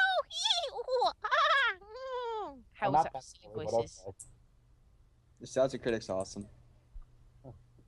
Yeah, in Jurassic Park also, that's another funny one. Apparently some little girl is able to unhack something that apparently an older hacker was able to do. Well, no, they worked on the fact that it was explained by Samuel L. Jackson's character that if they shut down the computer system, they could reload the original running system for the park. Reinstall Windows. Yeah, kind of do a rollback. Well, actually, in most of the movies, bugger off there.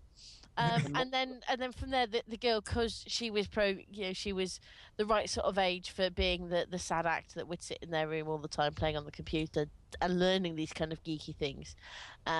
T-Rex. She could operate the system. I've been distracted by getting my T-Rex, but then I've just realised no one's actually going to be watching me. Actually, my favorite thing about Apple computers and their very prevalent use in media and movies nowadays is in the Encyclopedia Dramatica article about Apple and popular culture, where it says that Apple Macs were the high-tech backbone of Jurassic Park security system. However, due to large amounts of fail, lulls ensued. A Macintosh Performa 600 was used in the movie Blank Check, which was another horrible movie. Counterfeiters take note. If it worked in a Disney movie in 1994, it will probably still work today.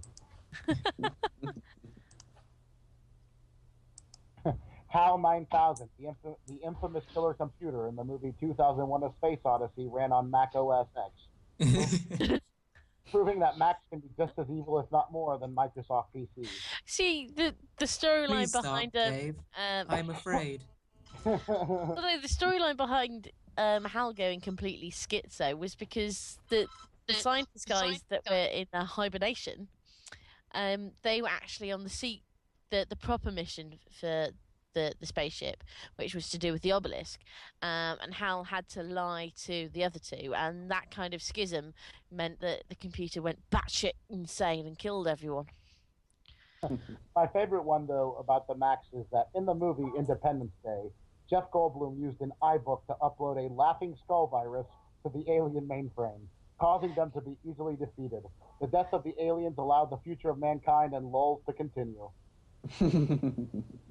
So yes, Mac. Yeah. I was going to say, Colin may enjoy this because I don't want to just sit here and go, oh, bad science, bad science.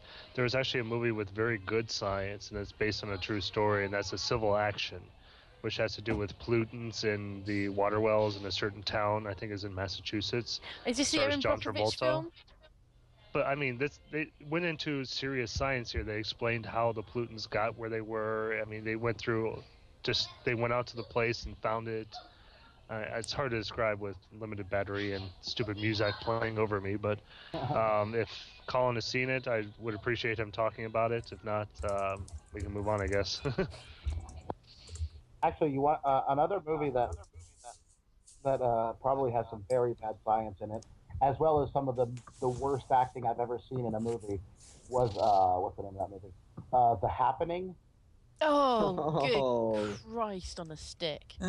I know that was single-handedly some of the. I mean, and the actors in that movie are pretty good actors. I do not know why they. What about the bumblebees? The bumblebees. What about the bumblebees? We have no bumblebees. All the bumblebees have gone. Shut up about the bloody bumblebees already. Sorry. I don't understand why these people were doing so fucking bad in that movie. I mean, they were so pitiful. I mean, like I said, these actors are normally pretty decent actors, but in this movie, they were so so pitiful. I guess M. Night Shyamalan pulls the worst out of people. By the way, just to make Lewis shout, they're making a sequel to Avatar: The Last Airbender. No. No, it's actually a trilogy because it was based on some cartoon things. I was speaking to someone. The cartoons were, as I heard Yosh say, that they've got they're highly thought of, but yeah, I they're filming understand the film. Spider-Man in 3D. No. The only plus to the new Spider-Man movie is that Emma Stone is in it, and she's really hot, so I'm okay. Chilled T wants us to talk about the physics of the recent G.I. Joe film. Well, how about this, Chilled? If you want to talk about the physics of that film with us, you've got to jump on Skype. The Skype to add to call in is SkepticTV, and you can come here and chat about it with us. Until then, we shall just entertain ourselves. How does that sound? Since we've set up so that we can have people call in, and no one's calling in. You want to talk about it? You got to talk about it. Why are we suddenly being so mean to Chill T? Everybody else, we've taken their suggestions without any question, and then suddenly, because you were late. No, I just decided that we're here for the interaction, and no one's interacting, so I'm making a stand. But we can talk about. Well, who wants chilled tea when it's like 0 degrees centigrade outside? I do. I can't find Chill T on Skype. I don't think he's on it, or he has a different name.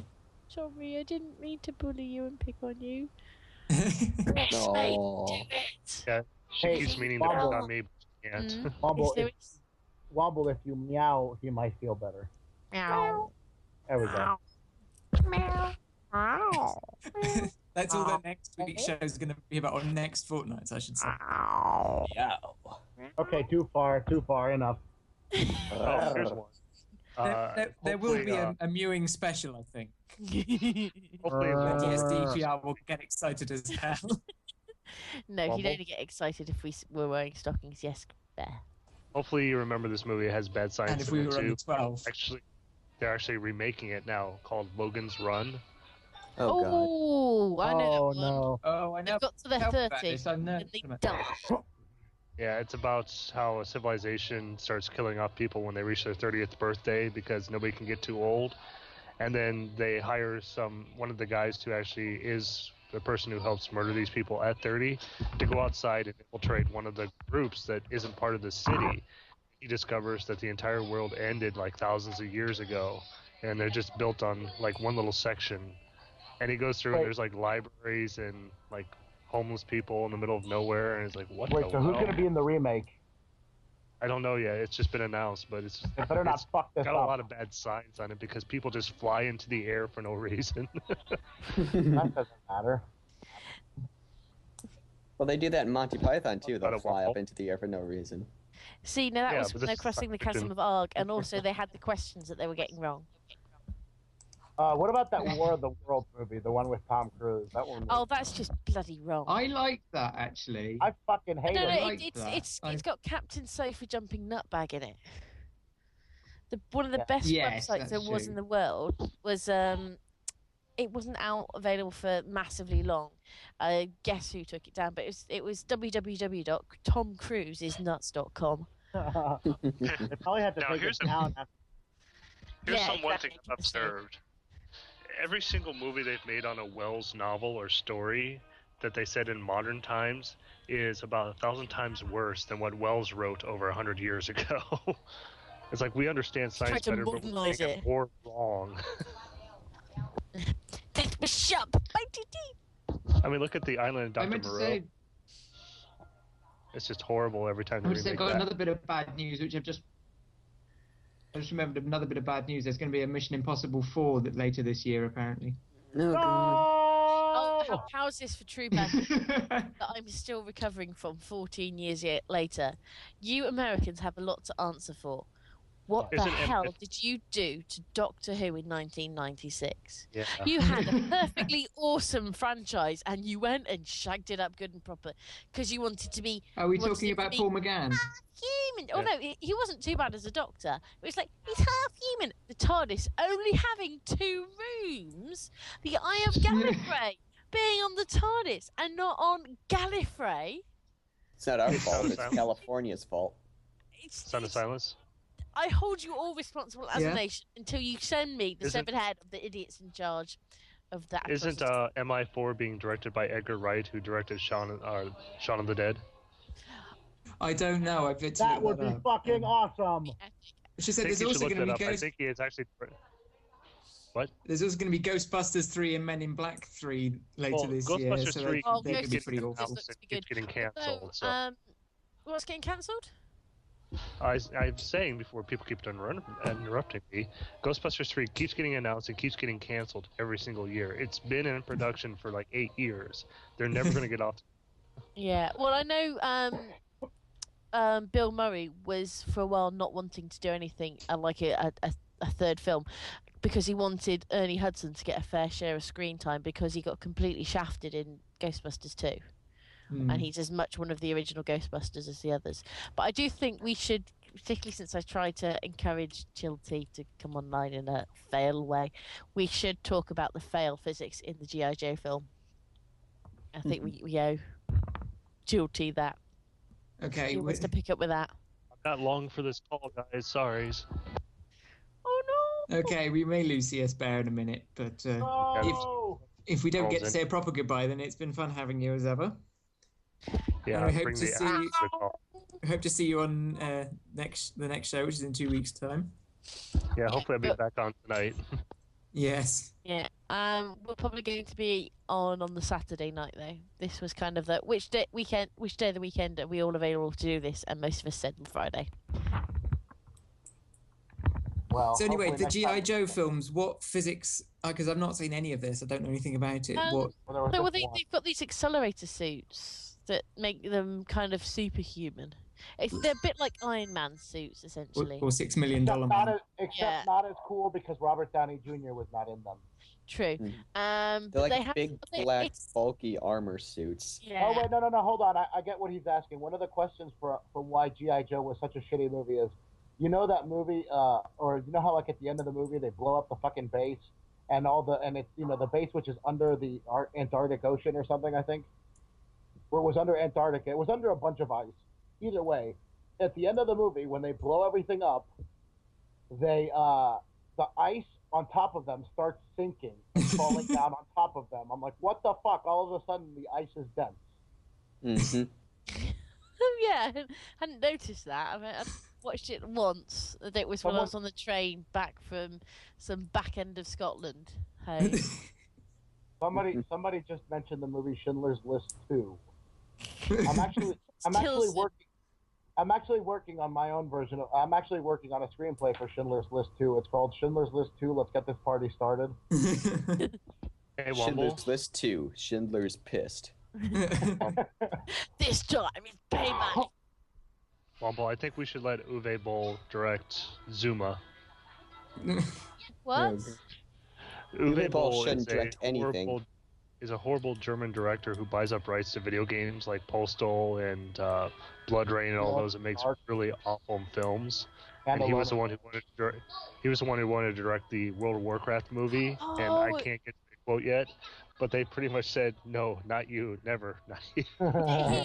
He directed the Alone in the Dark film, and I watched that, and I know the premise of the game, and he did shag that up good and proper. Yeah, he also got the Blood Rain and video House game of the that's like Dead. a first-person shooter and turned it into an almost musical comedy. It's really awful. It's like the producers. Well, the one thing that the thing that was most unbelievable to me about Alone in the Dark was Tara Reid as a scientist. Like seriously, the ditzy bimbo from The Big Lebowski who said she'll suck his cock for $1,000, I think was the quote. She's a scientist now? That's believable. So when I went to watch Silent Hill, I half near shit my pants. Why? It was a very. I'd never really played the games. Some too mentioned it in chat, but it just really did. It was the proper psychologically scary stuff. What with the fog and the darkness, and then the alien. When Pyramid Head ripped the skin off of that lady, I almost shit my pants. You guys are wimps. The movie didn't no, scare I me a love- single time. I don't know. I seriously love watching films that are gonna scare me shitless like that. I Actually, consider it exercise. By the way, if any Hollywood if it gets producers your out there, I pulse- want to write the script to the next Silent Hill movie because I know what to do. I've played the games, so I would I just played the games more. Yeah, but I'm a screenplay writer, so it's like contact me. I'll write it. I'll do it at minimum. If you can make a decent film about I haven't Silent seen Hill 2, Paranormal then Activity. I'll be your sex slave for free. If you are scared by It sounds like paranormal bears activity, kidnapping you're a pussy. children again. Yeah, they're running around me. Sorry, DPR Jones. You want to take care of them? If you are scared I by don't think DPR is listening to us anymore. No. We've lost the DPR, but we still got Prince penises. If you're scared by paranormal activity, I'm sorry, but you're a pussy. That movie was not scary. In fact, Is he that up? movie was Oh yeah, he fucking is. scary. Yeah, but he's still there, but he's not listening as far as I can tell. No. Oh yeah. It's all right, Prince. We were just laughing at your name again. Prince penises. We But we Silent value Hill your was custom, but Silent Hill was a good movie. It just when it was supposed to be an adaptation of the games, in which it did a terrible job of. Yeah, it's one of those things. Are you going to compare it to the games as a complete adaptation, or a film envisaging of the kind of the Silent Hill universe? Because I think that sort of thing probably works better. I see it more as inspired by Silent Hill instead of actually being a Silent Hill movie. Yeah. Alone in the Dark had absolutely nothing to do with the game. Yeah, I know Resident Evil. It was although the order of what they did was completely different to the games in terms of who was doing what, but I think that works as a very good kind of film adaptation or film version of the genre of the game. They need to make they need to make Resident Evil 4 into a movie. I would watch that shit because that's the best one of the games. There's a newest Resident Evil film I haven't had a chance to watch yet. I'm not wasting my time. That does look hardcore. That does look. Well, cool. once again, Resident Evil 4 was an awesome, amazing game, but it was a bad Resident Evil game. I thought it was the best one. Well, it's the best game on its own, but as a Resident Evil style game, it just fails. Well, I think Resident Evil 5 was completely overturned the storyline and everything like that. And I think they should have just made it its own game or a spin-off game instead of it being part of the main storyline. 5 is I think 5 was the worst. I never played 5. Resident Evil 5. Fuck, they completely destroyed the game. Is that woman hunting with boomerangs? What? Those are kukris. They look like boomerangs. They're like bent machetes. Hmm. They look like fucked up machetes, like boomerang machetes, I guess. Oh, the movie Evolution. I remember seeing that. Oh, that Evolution, that's just awesome. It's one of those films where, yeah, they shagged up the science, but the science is there to convey the story of they're just taking the piss, which is just great. I can let the bad science in Evolution go past because it's just an awesome film. I can't. It was meant to be like a scary sci-fi thing of, you know, the aliens are here to take over, we've got to do something. But then Ivan Reitman got hold of the script and he gave it a Ghostbusters wash. Good. And it was just, yeah, it's just awesome. I just love the whole bit where David Duchovny's character is mooning the general, going as they drive off, going, "Fruit basket for Russell Woodman." And as well, it's, you know, geologists at their best. You know, they're goofing around, and then when it's serious, they know that they have a heart. They have the true heart of a scientist beating in their chest. Yeah. And geology is not an exact science. For me, it's the periodic table scene that really gets me. The one where, on the basis of a pattern of one, they know how to take down this nitrogen-based organism. Well, they did say it was, you know, a bit of a guess, but, you know, what else could they do at that point? Well, I could have thought of many better things. I mean, fire's always good. Yeah, but we already saw that for that creature, fire was like Miracle Grow to pull. What's its? Guys, quick thing, by the way. Also, just this is very off topic, but just I'm gonna plug this because it's one of my favorite shows. But Real Time with Bill Maher is the season is starting again today at 10 p.m. Eastern. For those of you who are smart people and fans of that show. Yeah, Great, I'll have to on watch the it. same time zone because I'll be asleep when that happens. By the way, Well, I don't CS know. Bear just left the call, so That's Yeah. He died. Bye bye, Bear. We will miss you. Oh, bye. Don't worry, Chris. Is he gone will- now? I think Yeah. he's mad. Right, we can say whatever we like about him now. Yes.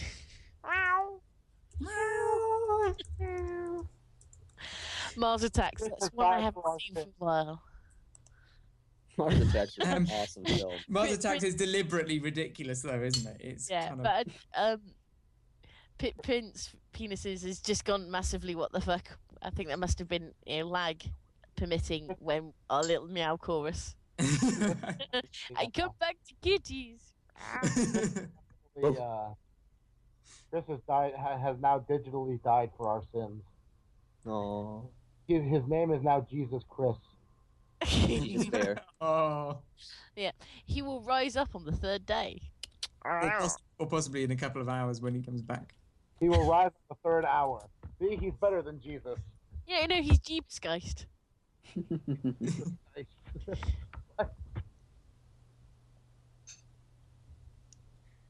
Bible man. What? Bible Man. So let's have a look at the clock. How we've got about 15 minutes left. Is there anything that anybody really wants to talk about before we go? Unless you want to 18 minutes left, I'm told in my ear. Yeah, Tech Man is correcting us. Is Bible Man a real show, or is it just the Mad TV skit? I don't know. Prince. Because the Mad TV skits were freaking genius with Bible Man. Somebody said Star Trek. It's the new one. So if it's new one, yeah, there's. I'm torn between. It's got some totty in it, so I'm quite happy to let the bad science slip, and ripping them apart from the giant drill going down to the center of the fucking planet without Another one blowing the planet up to pieces. It didn't blow the planet up to pieces. What it did was that it made a hole that would basically drill into the core of the planet.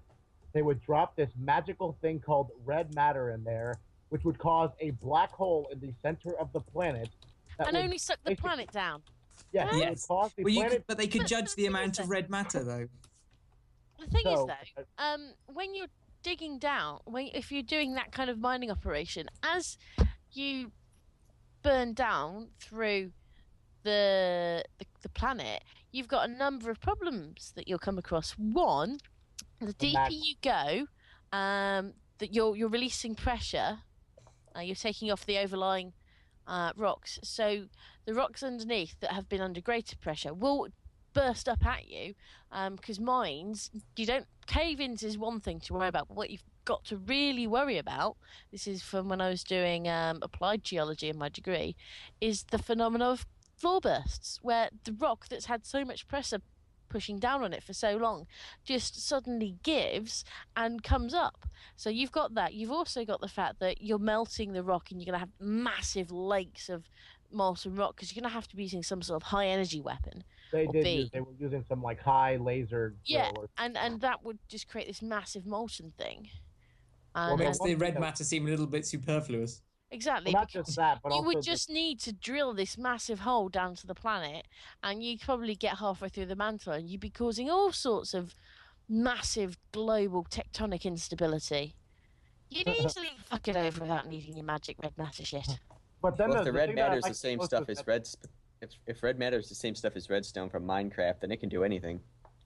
Well, the thing that I was saying was that in the movie, once they do make this black hole and it consumes Vulcan, the black hole seems to magically disappear, which is kind of funny. But it's also very impossible, since we are on the topic of. Well, we already mentioned the core, Eritano. You're kind of late. We talked about. Well, to be fair, he usually comes online when he's at work, so he might have been killing mice. Okay, well, Well, we'll mention probably what I think is the funniest one about when they fall into that giant crystal thing. What's it called again? See, Mumble? the geode. See, the bit that really tickles me is the fact that they think once they've actually got, they could use their magic little ship to get them down to the core of the planet. What they haven't thought about is how much of a squishy mess those Terranauts are going to be after being thrust at great speed outside the planet, because gravity is not suddenly going to stop working, and it would have even if they're in that little magically pressurized container, the force of gravity would still work on them, and the deeper down into the planet, the harder they would find it to move, and the sooner they would get liquefied. Well, then again, also, well, like I was saying. Sorry, I didn't mean to echo. Well, anyways, also the one where they fall into the geode. That's what it's called, right? Yeah. Geode, yeah. At the depth that I forgot exactly what the depth was in the movie, but what I read was that the depth that they are in, the pressure around them would be the equivalent of 800,000 pounds per square inch, which would have just completely disintegrated everything. I know. Jurassic Park. Why the fuck would they use frog DNA to fill in the blanks and not bird DNA? Because back then we didn't know that there was as solid evidence for the connection between birds and frogs. No, not now, Womble. Actually, in the movie they did say that birds and dinosaurs were very closely related, so they did know. But I'll tell you why they chose frog DNA. It's called plot device. Yes, because some frogs will turn into porkies. Yeah, they needed the plot device there so that, hey, the dinosaurs can turn from male to female, just like some frogs. Well, yes, from females to male, from males to female, vice versa, whatever. Yeah. And it's oh god, there was something else I was going to say about Jurassic Park, which I've completely. I was just worried. I'm wondering whether there could have been a plot device whereby frogs have some kind of Achilles heel that they could exploit, but I can't think what that would be. Well, they did have the lysine contingency, but that all completely shagged up. Well, they just had lysine contingency. Ha ha! Fuck that. We need a sequel. So they made the second one, and they're like, ha! The lysine contingency. Well, actually, in the books, in the Michael Crichton book, it's explained that I can't remember if they have the lysine contingency in the book, but some of the dinosaurs do actually get off the island.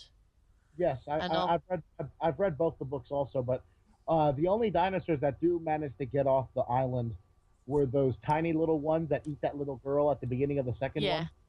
Yeah. That girl grew up to be extremely hot. She was in that 10,000 BC movie. Yeah. There was another point as well that they've made Jurassic Park, although it was accurate at the time, with what we understood the raptors to look like, they really should have been covered in feathers. Yeah, which would have made them slightly less scary. I know, well, but the raptors they used were way too fucking big.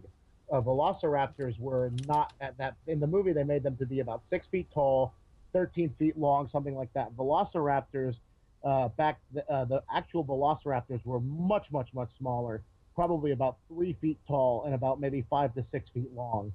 I think they made them bigger just so they'd be more menacing. Yeah. Which, you've got to allow them a little bit of kind of poetic license with these things. But yeah, we didn't know back then. So the look of them was as accurate as we could make it. But yeah, they would be covered in plumage. Well, in the third one, they did put a couple of feathers on the heads of the Velociraptors, but they weren't covered in feathers. It was like they had to keep him fitting with what they'd done for the previous raptors. Which is weird though, because the raptors in the third movie look absolutely nothing like the first two. But then that changes in the CGI. Well, yeah, there's a picture of the first two from the first movie, and if our tech guy would be so nice as to lovely magic tech guy. Yes, if he would be so nice as to put the picture of isn't a midget. Who would put the picture of the Velociraptors from Jurassic Park 3? They look fucking nothing like that anymore. Well, they could have, if they wanted to put feathers on them in the third movie, they could have come up with the excuse that they stopped using frog DNA and used bird DNA instead. Nah, but the thing is, I know it wouldn't work. Yeah, but the thing is, the problem was on the dinosaurs in the second and third films, they were all breeding naturally in the wild. Yeah, they could have just said that the ones in the park were regularly plucked to keep them looking neat. Dude, their heads look all thinner and shit. They do look very Yeah, different. they do. There is quite a difference there. Yeah. They were Well, I haven't seen the movie since I was a little kid. Tech guy, we love you. The first ones look a bit like turds. They do. They kind of look like. There, you look at them. And now I can't unsee it. Thanks a lot. They would have been in the atmospheric Gilgamesh. I know that in that period of time, there was a greater amount of CO2 in the atmosphere, making it denser, making those organisms capable of early flight by gliding much more capable of being able to develop some gliding, which would have developed then into flying. So there you go. Excuse me. The planet has had much higher CO2 levels in the past, but of course that wasn't because it was being dumped in there by the bucket load by greedy, selfish organisms like us. If you want to see a monster that really does look like a turd, here's an old Doctor Who villain that might make you smile. Oh Jesus Christ. But Oh, good God! Lovely old BBC props. What the fuck is that? made out of bubble wrap, it was. Why did I have Wow. the urge to go your mum to laugh? Was that your mum? So oh God, Duke Lixick. Don't forget that after the flood there was less oxygen. Don't forget that after the flood there was less. Get hold of Lafayette's shotgun. There it is. That's the turd monster.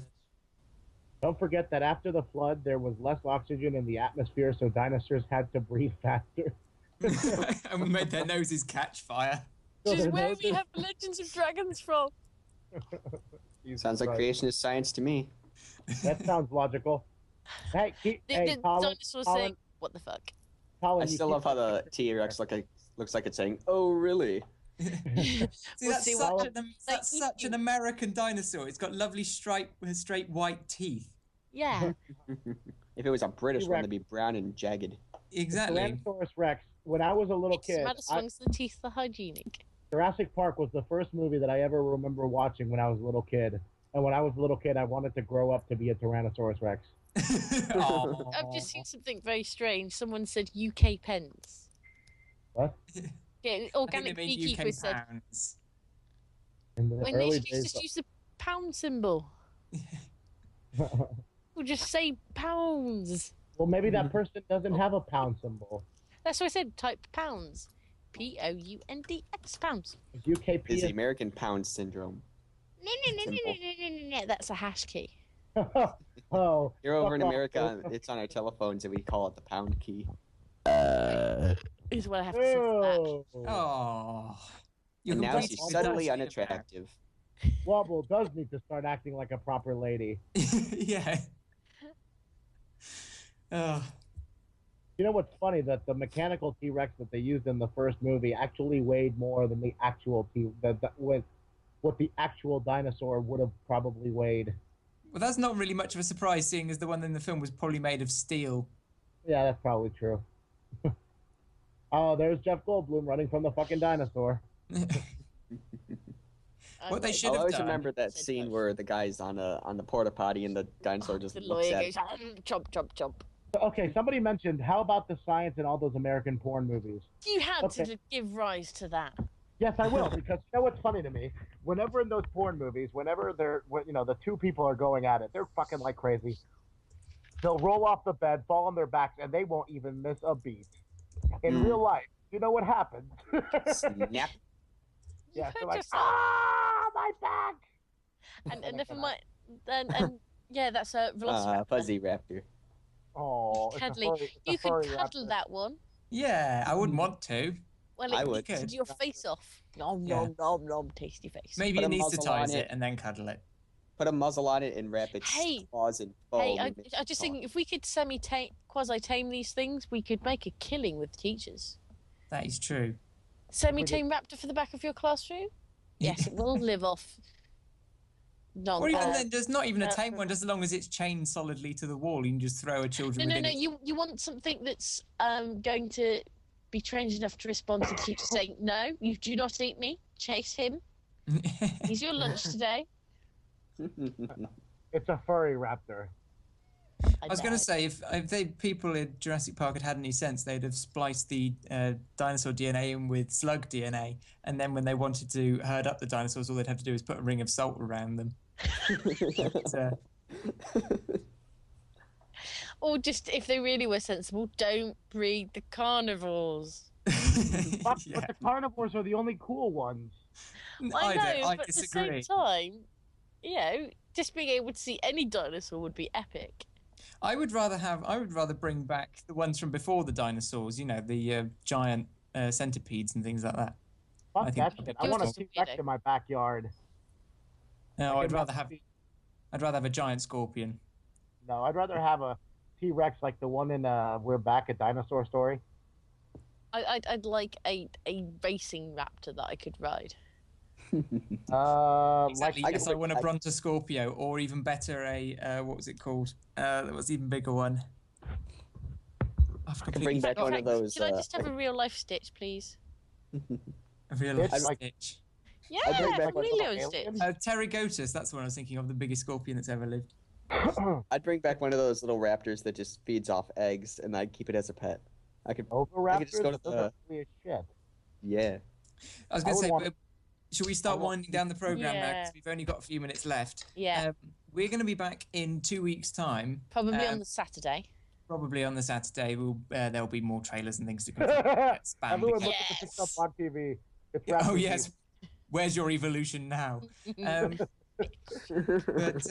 Yes, as of yet, we don't have a topic for next week's show. So if there's anybody who would like to suggest anything in the chat, you could. I don't know if anyone else has remembered their email, but we do have some of us our Skeptic TV emails.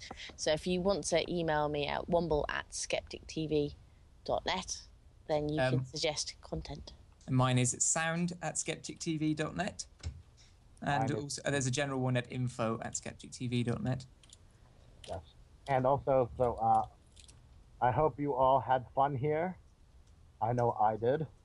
I should also say that we're also always on the lookout for people to appear on the panel and topics for future shows. So if you've got if you've got a suggestion for either, I have spoken to a archaeologist that when we eventually get around to doing a flood special, because you know we will. Yes. He will probably bring a couple of friends that may or may not speak at some point during this flood special. So we're going to have much fun with that. Our favourite topics would be ones where we can get calls from people who believe the opposite of us, who believe that homeopathy works or that there was a flood or whatever. Personally, I already suggested that I would like to do an episode about creationism, particularly one that has recently gotten under my skin to the point where I have given them death threats already. So, didn't we work out that might be the subject of our next show? We might do. That is.